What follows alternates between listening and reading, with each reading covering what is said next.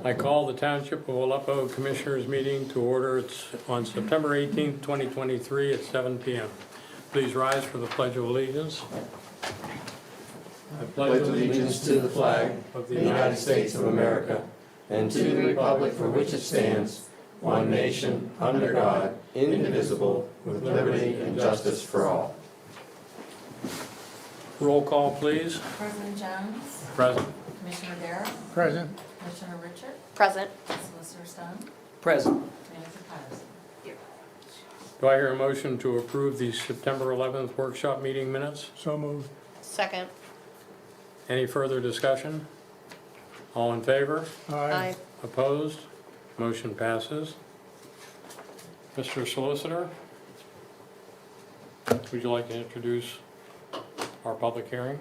Yes, so tonight was the night, the date and the time advertised for a hearing on the adoption of the Aleppo Township subdivision and land development ordinance as amended, and we will, as part of the hearing, we'll hear first from anyone who wishes to speak in favor of the proposed ordinance, and then if there is anybody who wishes to speak in opposition or otherwise, we'll also recognize them and we'll hear their testimony.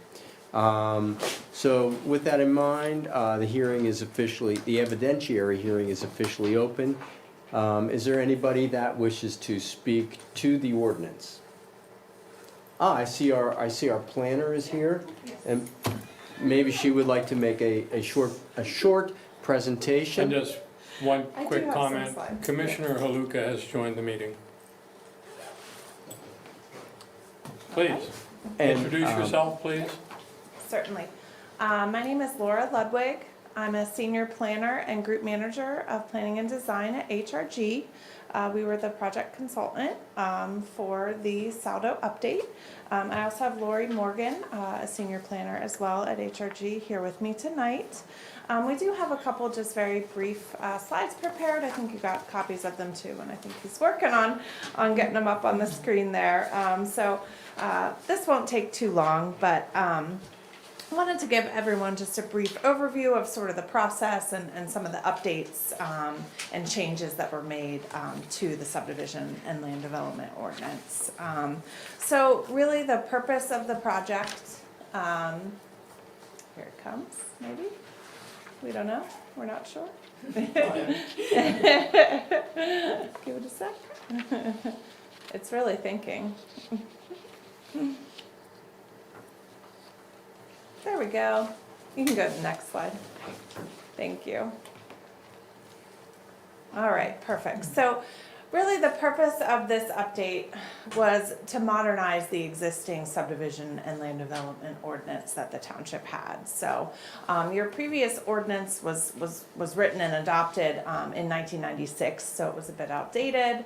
Wanted to make sure it was up to date with any regulatory changes that have taken place between 2023 present and 1996, and then also make sure it was consistent with the MPC, the Municipalities Planning Code, and also wanted to make sure it was consistent with the zoning ordinance, the new ordinance that was adopted last year that we did for you. So, and then certainly consistency with some of your other ordinances, stormwater management, grading. Those were the other two main ones we wanted to make sure it was consistent with. So you can go to the next slide. So we kicked off the project in January, very end of January of this year. Our sort of steering committee, if you will, that met regularly and kind of went through each article, each section, and discussed things was Solicitor Stone, Gwen, the manager, Ben Gilberti, the township engineer from HRG, Lori Morgan, and myself. So we met several times throughout the process. I think we had 4 total meetings. We sent a draft of the ordinance out to Planning Commission at the end of June and then presented before them at their July meeting, and then presented just a couple of weeks ago. They held their official public meeting for the subdivision and land development ordinance update. You can go to the next slide. So just briefly, some of the changes that were made that we wanted to point out. I mean, there are probably others, but these were sort of the main ones that sort of stuck out in our minds. So there was some confusing language in the very first article of your previous ordinance or your current and existing one in regards to condominiums and how those are treated. So we really determined through our research that none of that language was really necessary. It was sort of confusing and redundant, so most of it was removed. And then we sort of just simplified it, made it consistent with the PA Uniform Condominium Act and how condos are supposed to be treated and how they're treated as part of the, subdivision application. So that language was simplified to just one paragraph instead of several that were very confusing. So you can go to the next slide. And then we also just further differentiated the major versus minor subdivisions and the various types, so how they're defined and throughout the ordinance, not only in Article 2, which is the definitions, but then throughout as we talk about application criteria and requirements and things like that. So there was a reference to simple subdivisions. We got rid of that. It's either major or minor, and then there are several types of minor. So minor is no more than, it can involve no more than 2 lots. Major is anything involving 3 or more lots. And then within minor, there are various types. You could do a lot consolidation, a reverse subdivision, or a simple lot line revision. So those changes were made. You can go to the next slide. And then in regard to all of the application procedures, what we really do here is try to make sure they're consistent with your actual process when you receive an application and what Gwen does with it here at the office, how many copies are needed, things like that. And then also making sure it was consistent with the PA MPC and any language that they require for the process and the review process. So all of the review periods and the time limits and things like that, those are all reviewed and double checked that they're consistent with the MPC. In terms of the design standards, we did add some modernization of some terms and some various requirements in there. So we added some language in regard to screening and landscaping. Specifically, this is section 419, I believe. And this was really to make sure it's consistent with some of the requirements in the zoning ordinance. The zoning ordinance goes into a bit more detail on, types of plants and things like that, and width and spacing and everything for the screening and landscaping requirements. But it was just some simple language added to make sure it was consistent. And then we did add a section on sidewalks, crosswalks, and trails. Trails are not required, but if a developer would choose to install a trail within a subdivision, it lists the requirements and criteria they'd have to meet. And then in regards to sidewalks, the language is pretty simple. They're not required everywhere, but required kind of near schools or heavily traveled streets or areas where the township may anticipate some pedestrian use in the future. But the language really states it's as determined by the township. So that's really in your hands then to decide as applications come through, is this an area where sidewalks are important or not? And then they are still required in subdivisions that involve 10 lots or more. So that's the only place they're absolutely required. And then we did remove some outdated language in regard to concrete streets and things, and then added an appendix with lots of drawings that shows all of the construction standards. So that will be Appendix A of the ordinance. I already said that, and there's various types of drawings in there, from storm sewer trenches to public streets and private streets, and what the buffer yards should look like, and curbs and sidewalks and all of that. So it's, hopefully you guys got a copy of it, but it looks like this. There's those different kinds of drawings throughout there.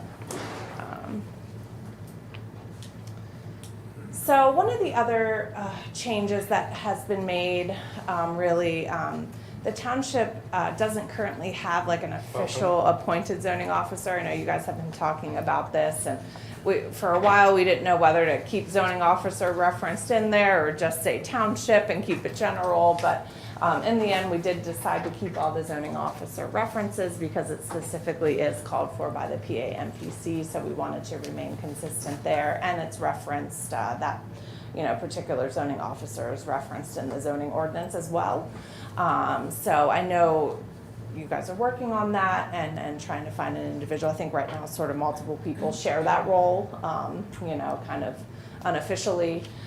So you're working on that solution. So just sort of wanted to let you guys know. We did have a discussion on that and ultimately decided to keep that in there. Go to the next slide. And then we did review the financial securities article to make sure it was consistent with the PA-MPC, and then specifically for any projects that involve public improvements, 110% is really the financial security that should be provided, and that's 110% of the cost to complete all of those improvements that are required by the ordinance. And then that section also goes on to talk a little bit about the process through which you can apply for a release, whether that's a partial release or a full release of that security if a developer chooses to do so. So all of those procedures are outlined in that article.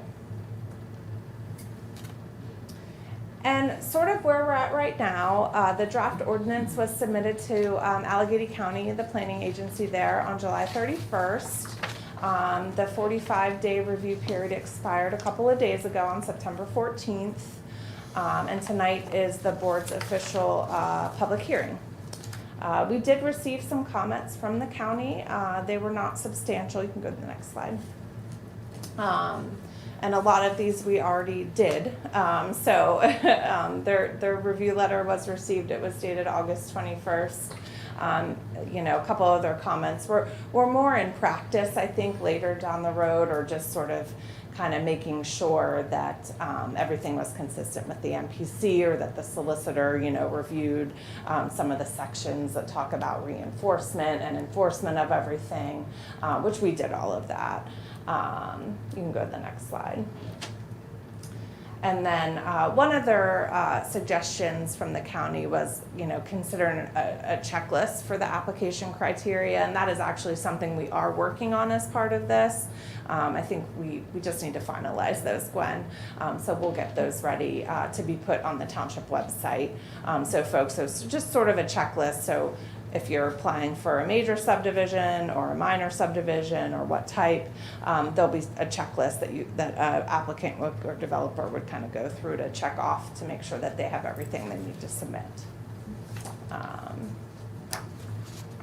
So really next steps, Planning Commission did review this draft saldo at their September 6th meeting and recommended approval to the Board of Commissioners. And then tonight is the official public hearing. So since the 45-day review period has closed, you can take action on it tonight if you so choose. So we do have a final version dated today that was sent that just couple of typos and different things that we addressed in there, but it's ready to go this evening for you. So Lori and I are happy to answer any questions that you may have about it.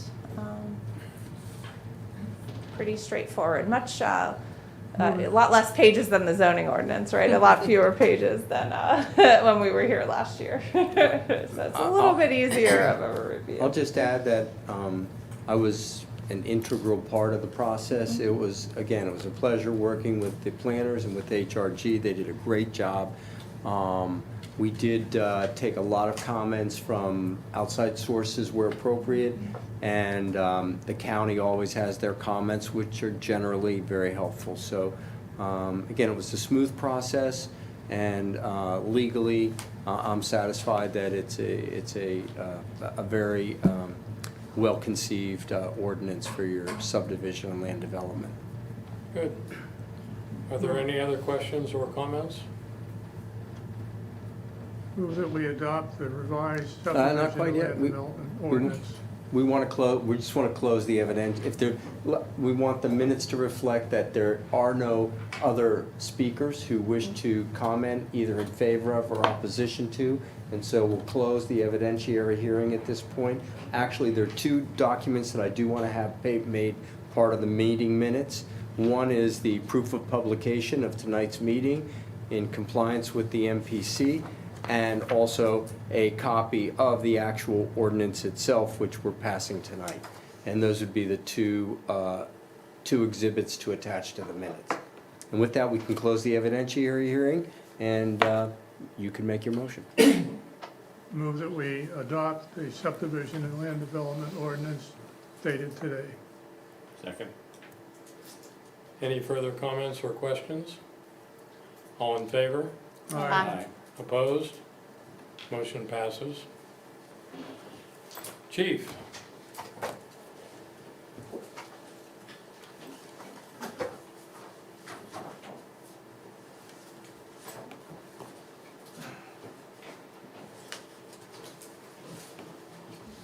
How's everyone?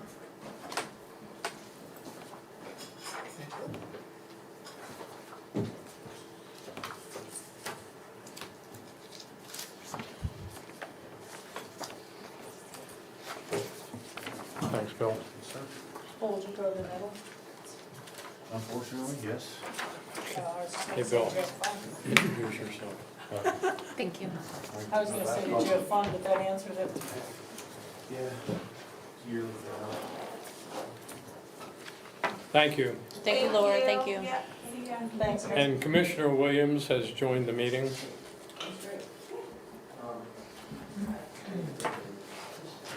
Hello, everyone. Bill Davis, Fire Chief for Aleppo. How's everybody doing? Good. First, I want to apologize for being at the first meeting for the year in September. We had a lot going on this year with the fire company. Typically, everything falls on a Monday night. So, with the delivery of the new truck, driver's training, pump training, it just takes up every Monday of the month. So it's hard for me to get here on Monday night to present the report, annual report, or even an update for the commission. So, hopefully next year, next go around, we'll do this on a quarterly basis, so we can keep everybody up to date as to what's going on. Before you, the pamphlet I just passed out, just a couple of things. This is one of the reporting systems that we use. Kind of simplified everything for us as far as reporting. First page, it gives you a rundown. I don't know why the numbers for fire and EMS, those numbers don't coincide with what we reported. But anyway, the fire company ran 175 calls last year.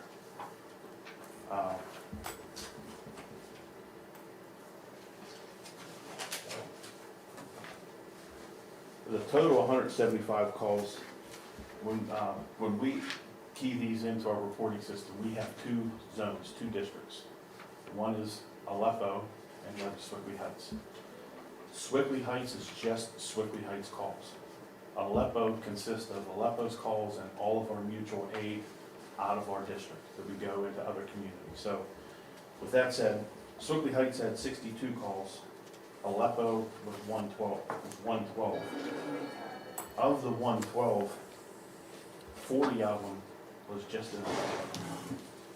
72 was mutual aid. That's when we go out of town to assist other agencies. That number has been increasing, mutual aid, for the last probably 4 to 5 years, drastically. And me personally, it's getting out of hand. I think we need to address it on the fire level. It's just taking a lot of resources. A lot of guys are not showing up, not only in our department, but other departments.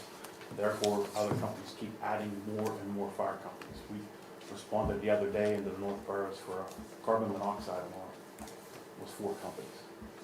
Wow. People aren't showing up. So in order to do that, they stack the run card. Out of our the county CAD system is called a run card. So what they do is they actually start adding more agencies to the run card to fill for the lack of manpower. So it's something that everybody's experiencing, it's just not here in Quaker Valley. That's EMS as well, too. Yeah. People just don't want to do it. People, the pride of being a volunteer and for your community is not there. I go down through our roster, there's probably, I'm gonna say probably 30% of them live in Aleppo. Everybody else lives outside of Aleppo Township. So, it's hard to get people to do this job anymore. So, enough of that. You guys don't need to hear me rant about, Has any, I know this is almost a national condition, but has anybody come up with programs or systems that work for them that you heard about? well, you see in the news here recently, there's a lot of consolidation between companies. Most of those companies are borough-owned, where they can consolidate with another municipality, another borough. You're seeing that happen, and it just happened next door here with Bellevue. Ben Avon was a couple of years ago. These companies, the biggest thing is the manpower. Financially is one avenue, but those companies, they were financially solvent. Just manpower issues and personnel. So I think in the future, you're gonna see a lot of the companies in Quaker Valley go away to maybe a more, maybe a community run, a county run organization, state maybe. I don't know, everybody's been talking about it, but it takes people to actually sit down and talk about it to move forward, and nobody's gonna do that. Okay. A lot of your companies don't wanna give up their identity. Right. That's the biggest thing, when it should be what's right for the communities.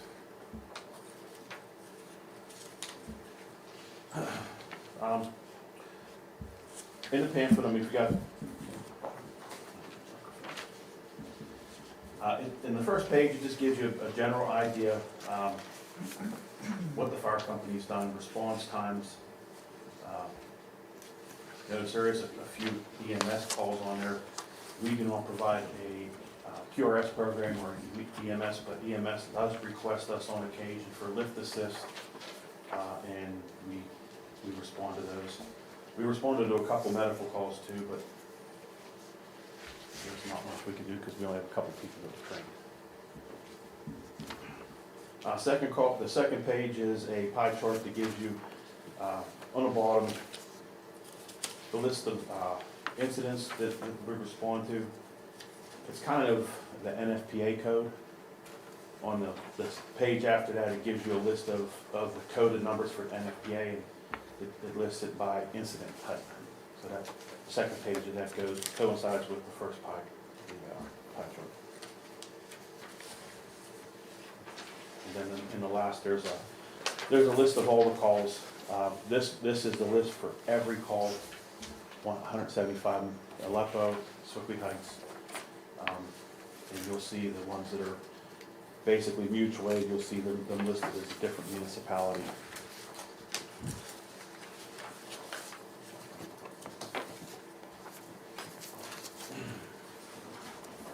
So what is a good intent call? Could be anything from a tree removal, cabin tree,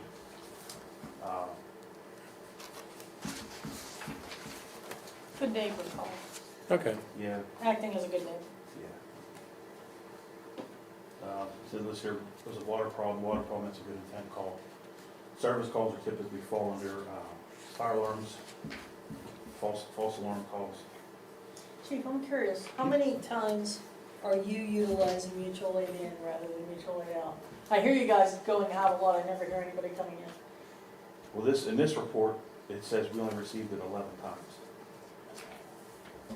We You are guys probably, getting killed.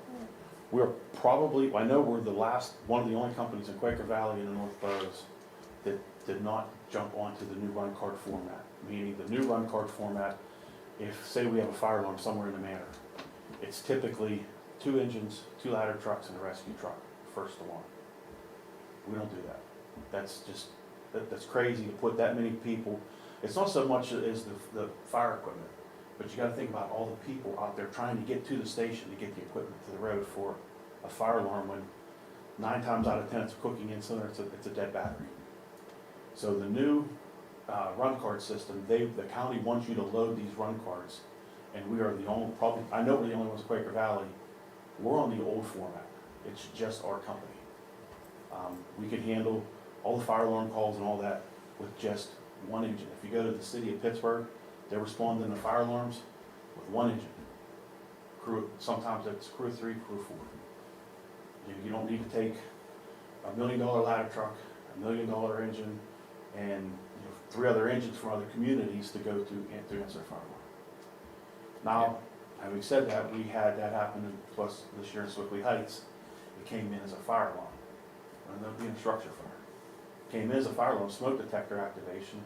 By the time the homeowner got up, see what was going on, the basement was on fire. But the county notifies us immediately, and then we can dump a second alarm right after that. So you're talking maybe a minute and a half, 2 minutes of communication, of lag before we can get the second alarm dispatched out. To me, that's just a risk assessment of looking at that way, and other than putting 4 or 5 units on the road for this is just ridiculous. Yeah, I would hate to have an accident occur when somebody's barreling down the road and they cream into somebody, and we have a fatality, or one of our residents get injured because we have 4 trucks coming to a fire alarm activation. It just doesn't make sense. I'm old school. That's the way we did it years ago, and I'm not up with all the new ways with the younger guys. So, but it works for us. We still have the manpower that's able to do that, to do it the way we've been operating on. If you go through the report and there's anything that stands out that you want to talk about, we can. If you want to look it over, everybody knows how to get a hold of me. I'm glad to sit down with anybody and go over the report. Well, as we always ask the police chief, is there anything that we can do? Sure. Change the battery. No, not really. Everything, our communication is very, very good with Aleppo Township. We've had a solid work relationship for years. I think anything ever does come up, we have direct communication, we can discuss it. Do we have any notification on our website about the need for manpower? I mean, I know it's a problem countrywide. It's probably on the fire page of the website, I'd have to look, but we have a It says, fire please. page. Yeah, we have signs, we send stuff out in our mailers. It's funny, one of our guys has a post office box in Swickley, and he said it's always funny whenever he goes down there to get his mail, because he sees all of our Aleppo Township fire envelopes in the garbage can. The people that have post office boxes. So, I think you told me one time where it says on one of the signs, you don't necessarily have to be physically able to climb a ladder to be of benefit. not at all. We have Tell me some of the tasks that would be available to somebody not able to climb a. We have an executive board who runs the company. We have board of directors. In the firefighting end, we have people that are listed just as drivers. You have to be, trained in pump operations, EVOC certified, stuff like that. But you can be an exterior firefighter. It means you're not going in, you're not wearing an SCBA, an air pack. There's all kinds of positions in the fire company. But we have everything filled right now, but it still does, anybody can join. Could we come up with a succinct way to note that on our website? When? Sure, yeah. I think we should, because I think most people aren't aware of that. They think fire department volunteer, they think about climbing a ladder. I would agree, that's what they think. And it could be that half of the function doesn't require that. You wouldn't believe the calls that we go to, the houses that we go to, that they have no idea. One, Aleppo Township has their own fire company, but 2, they're volunteer. Everybody thinks we're paid, and they not deserve that, but they expect that response from the fire company, and every time we get there, if there's a question, it's a volunteer company. That building is not staffed. It's, typically Monday night is when you'll see people there. Or if somebody's upstairs in the gym, or working on a truck or gear. Other than that, there's nobody at the station. I get phone call after phone call at that station, voicemail. Need to speak to somebody. And I call them back. I thought you guys were there. This is a volunteer company. There's nobody here. There's nobody paid to be here. Well, and I look at this and it's a lot of dispatched and canceled en route, which, when I see that, I just think of all the volunteers who leave their jobs to go to the station, to get on the trucks, to go to a call, and then it's canceled. They're already on the truck heading there, and I can hear it come through and it's canceled, so they're leaving a lot Well, to and go so, to. but there's a certain amount of fatigue that you get Yes. when you get so many of those, where you say, you know, I'm not leaving for the 27th time Yes. when, you know, Masonics alarm goes off, or, you know. Yeah, June I just goes think off. that any way we can get that information out is good, because I think it's unknown. I mean, I agree, most people probably think that it's not volunteer, but I'm almost guaranteed most people don't realize that you can be helpful without climbing a ladder. To Judy's point, last month, well, I'm sorry, Glenn, we were in 21 calls in Aleppo, 13 of them were mutual aid. All 13 were canceled en route. We're halfway down Glen Mitchell Road, canceled. We're halfway down the boulevard. We know, sir, it seems like we always get the intersection of 65 and 79. Just for us enough time to duck into the ramp and turn around and come back. But the 13 calls, all canceled. You just did a turnaround in the manor yesterday. And why are they canceled? Because of the way the run cards are set up, they load the run card and they dispatch 4 companies, and then when the chief officer gets there and sees that it's burnt food, It's return like everybody. 6 ambulances to a motorcycle accident, when you Right. can only fit one person on the seat. So the new way instead of the old way. Yeah.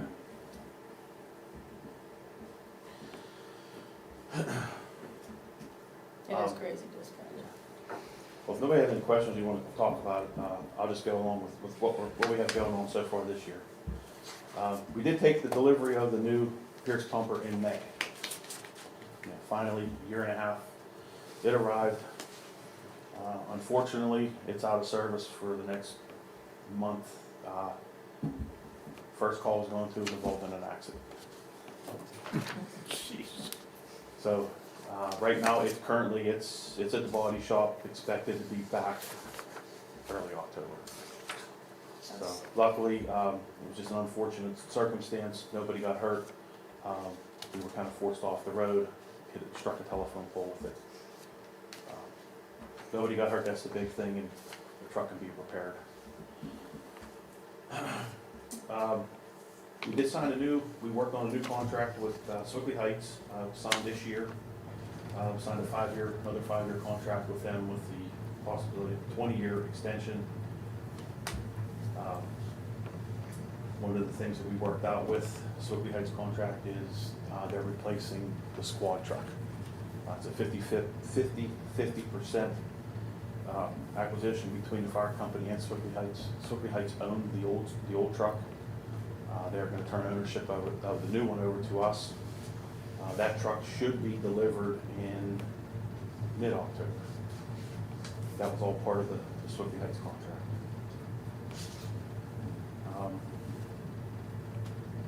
And the other main important thing is October 7th is our open house for the fire company. It's a little late this year, but October 7th is our 75th anniversary date. So we're just going to do basically our open house that we always do in May is just going to be on October 7th. Signage will be put out by the end of this week throughout the township. It's the same as before. Food, stuff for the kids, emergency vehicles, that everybody can take a look at. Unfortunately, the new engine will not be there and the new SWAT won't be there. So, I wanted to bring it, didn't want to bring it to the meeting, but can do that when it's showing. As of today, we've run 160 calls.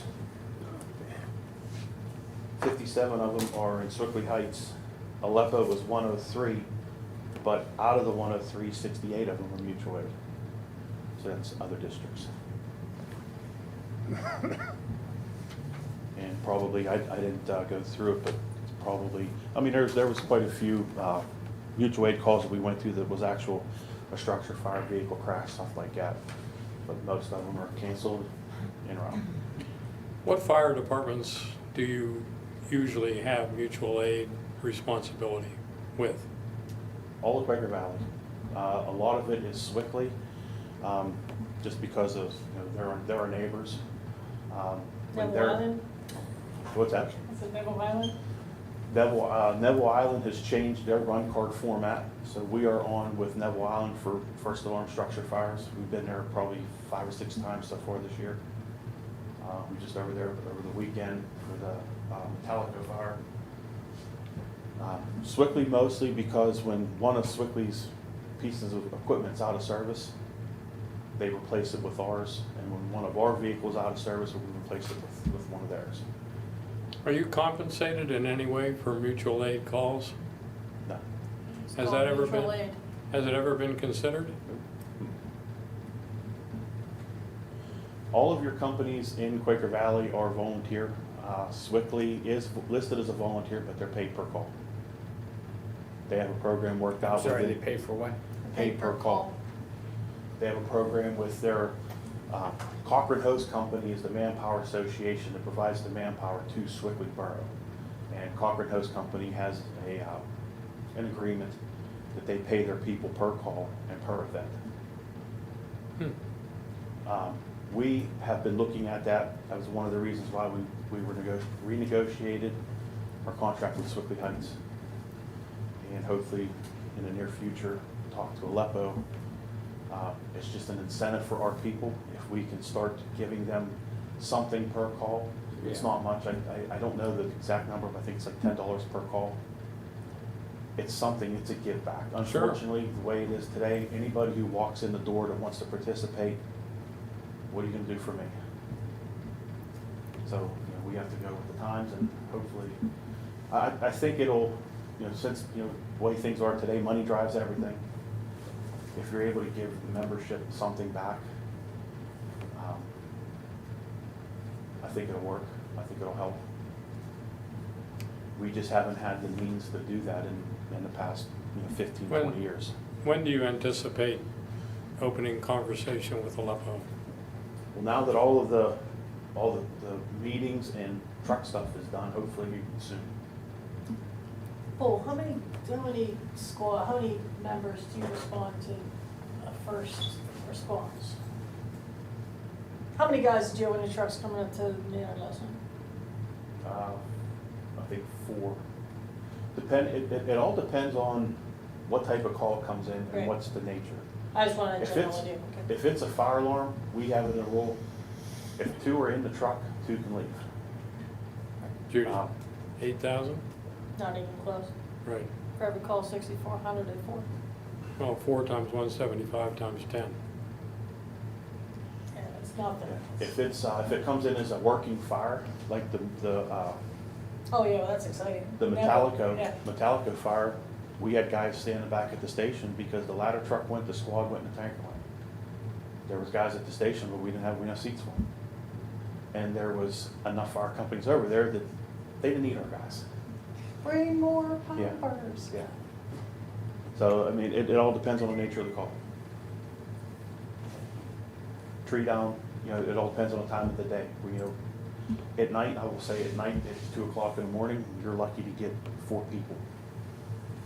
Especially when it's a mutual aid call, because nobody Does can Swickley get out pay of their bed. guys for canceled en route? As long as they have it in their requirements, you have to be there for roll call. That's what I thought. So you have to be there when the truck's back in the door, they take a roll call, and if you're there, you're present, you get credit for it. Good. So it's something that we'd like to try to work on here in the near future. This is a And good not break- time because not break budget the bank. process is beginning.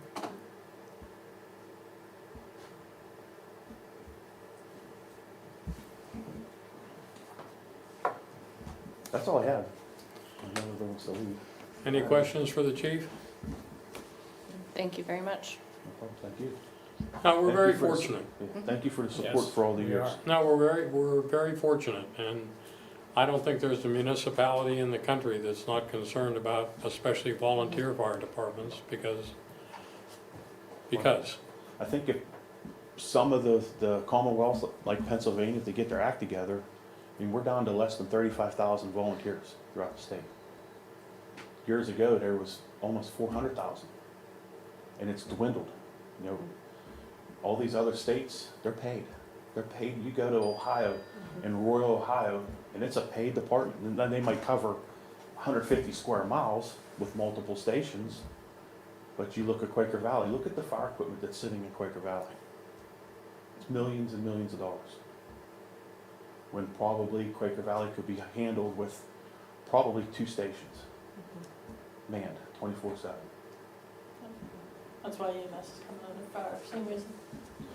Yeah, look at that. Now your volunteers, now they want you to do EMS. You know, we're out, we're responding to fire calls, we're responding to fire alarms, we're responding to cutting trees off the road. Now they want us to respond to EMS. What's next? Because EMS is in the same situation as fire, so we're depending on fire to respond to EMS calls. Look at Chief, look how many, Right. Ohio, I ask him every time, how many of Ohio Township's responses have been, you know, EMS, running for, you know, I broke my foot walking the dog, how many times do we pour police in to pick them up? It's because EMS is responding on mutual aid, he's our mutual aid, and they're responding to other, Well, I have a problem with the EMS side because we went to a couple calls and we were dispatched for EMS. And I went over the radio, I said, we're not an EMS agency. Well, we need somebody there. We need somebody there. You're sending a fire company, what do you mean, we're gonna direct traffic? You know, somebody needs a lift assist or CPR, we're all certified in that, but I can't assess a body that somebody's having complications. You're sending the wrong people. So if you don't have the EMS people, why are you sending the fire? You know, I think it's an EMS problem that they need to, you know, whatever the case is or whatever, if it's funding or manpower, something needs to be done. You look at what Quaker Valley had years ago. You wouldn't have QRS. You wouldn't have the need for a QRS program today if you had the resources they had years ago. the response times were terrible. We were at ACC and waited 55 minutes for a truck.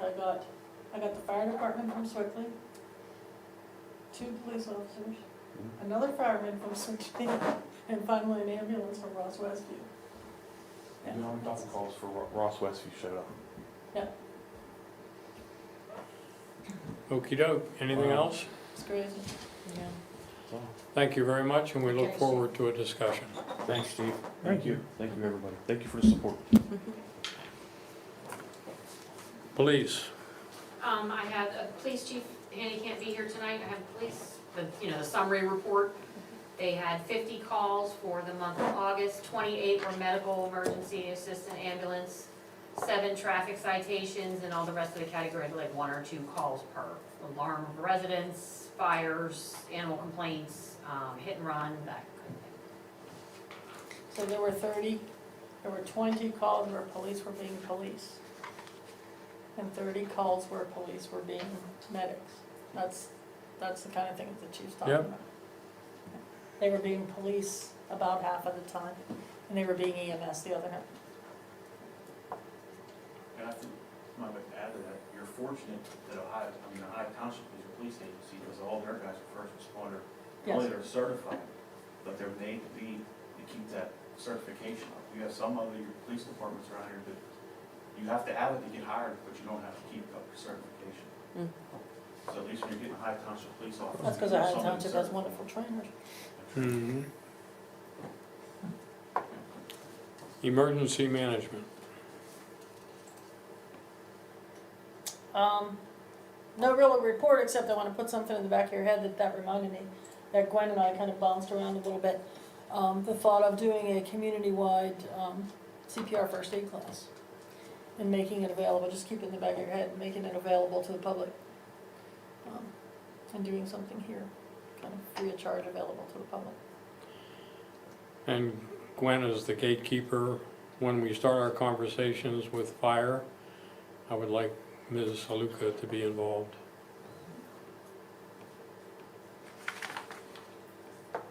Gladly. Public Works? I have the Public Works report for the past month. The main project they worked on was crack sealing Overlook Drive and Silicon Heights Drive. We were having a very strange bee infestation in the building, so they spent some time trying to track where they're getting in and sealed up a bunch of the cracks. There were some logs along Redgate and just the basic other stuff. We have no new update on the truck since last month, when he reported that it is built or sort of built. But he has not been able to get an update on where it is yet. Right. Would you give an update on the road project that Yes. relates to the Youngblood pay request? Yes. The bulk of the roadway work is finished, the paving is done, there's some touch-up stuff that needs to be done, the backfilling of behind the curbs, some of the sealing of the joints still needs to be done. And then another big part of it is the township building parking lot and drainage stuff that needs to be completed. But the first pay request from Youngblood came in, and that is for $401,983.24, holding back 10% of the tar and chip and roadway paving work as a retainage, or holding back just so that they come back and complete that stuff, and then the parking lot. So there's still $190,000 of the contract left to go. And there's a punch list for what needs to be completed? Yes, we have a couple guys who will be, Tim and one of the engineers are gonna be walking the roads to make sure that the punch list is thorough for the different joints that need to be sealed and things like that. Did you have a comment? No, someone was here. Yeah, okay. All right, so do I hear a motion to approve the Youngblood pay request? So moved. Second. Any further discussion? All in favor? Aye. Opposed? Motion is approved. Do I hear a motion to adopt the, well, first, would you explain that? Sure. This is a motion, this resolution is a required element of certain grant applications. And we have a grant application to attempt to address some of the stormwater concerns along Deer Run Road. We've applied for grants in the past. This resolution is authorizing the township to submit for that grant. We can submit for the grant and then, pull it back if we don't, wish to continue the grant process. We can, we don't have to submit for the grant. We can still make that determination in the next week or so, but the deadline's coming up, so they wanted to get this resolution ready to go if we choose to. Yeah, this opens the door. Yes.